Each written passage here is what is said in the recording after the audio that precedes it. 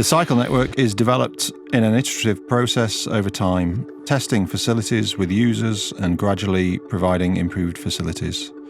There are excellent segregated routes, cycle counters, and routes through parks and between neighbourhoods. Cycling is now the fastest growing mode in Bogotá, including usage across different income groups.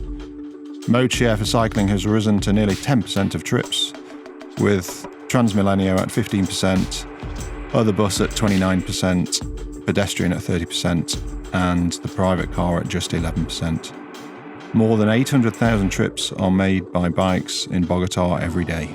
Bogotá is doing very well in the region. It's probably the city in the region with the highest cycling modal share as far as we know. And it's a city that used to have very little cycling, and it's grown exponentially. So in that way, it's really a leader in the region and an example for cities around the world.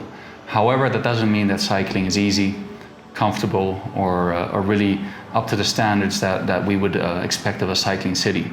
To cycle in Bogotá, the big challenge is to deal with traffic, to deal with continuous infrastructure, and to deal with the state of the infrastructure. Although there's a cycle path, it will not be continuously available between where you start your trip and where you end your journey. So most trips will have to include at least some sections of relatively dangerous or uncomfortable roads. Cycling remains the domain of a very limited group of people. It's generally male cyclists from lower income groups who choose to use the bicycle because it's cheap and it's fast for their purposes.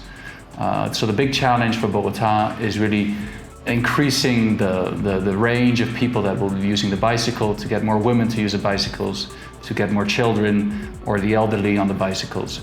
Colombia has always been like a cycling country with its sports teams. You know, we have our world famous cyclists doing the Tour de France and the Vuelta a España.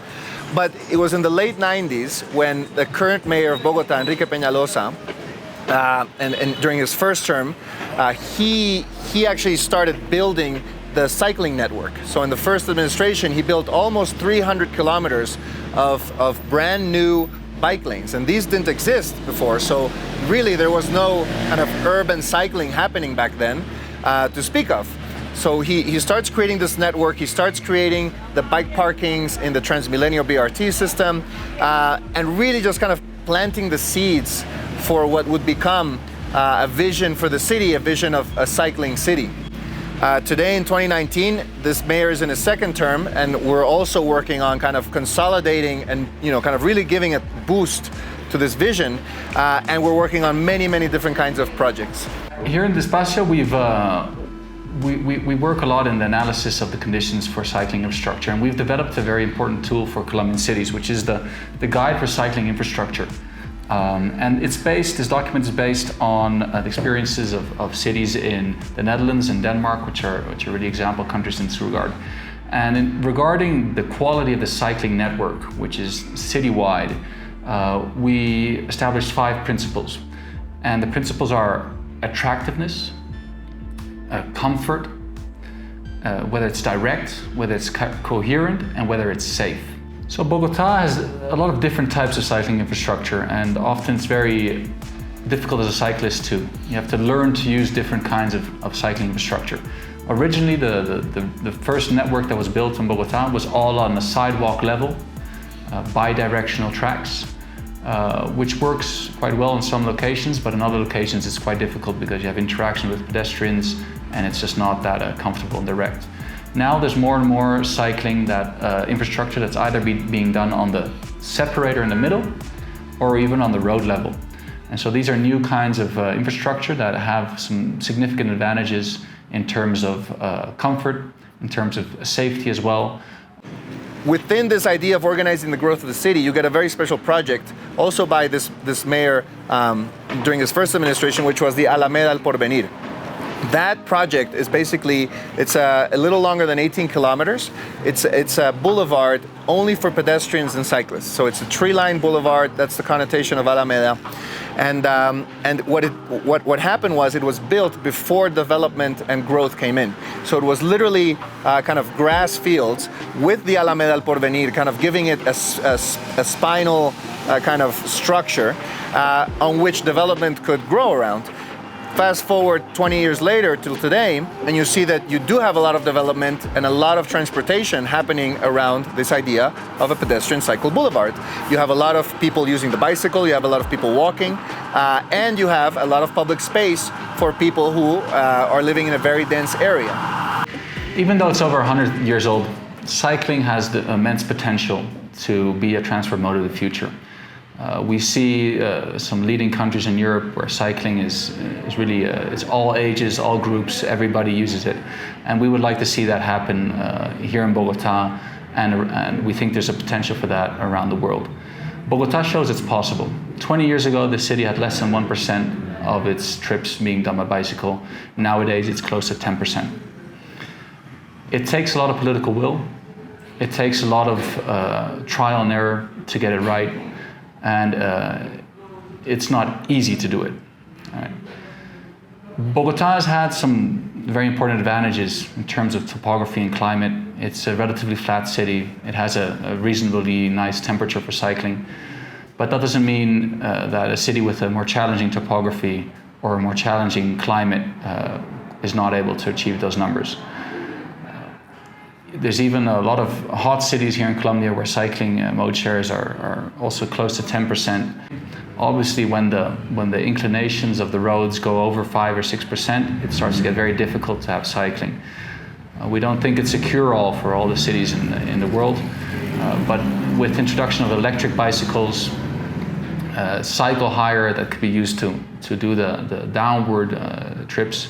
There's a lot of new, interesting methodologies and technologies that could be implemented to really bring cycling to everybody. And we think the most important thing is to look at the benefits.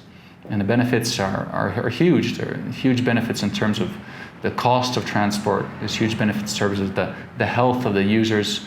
There's benefits in terms of public space, social interaction, benefits in terms of traffic flow, and road safety. And that's all additional to zero emissions.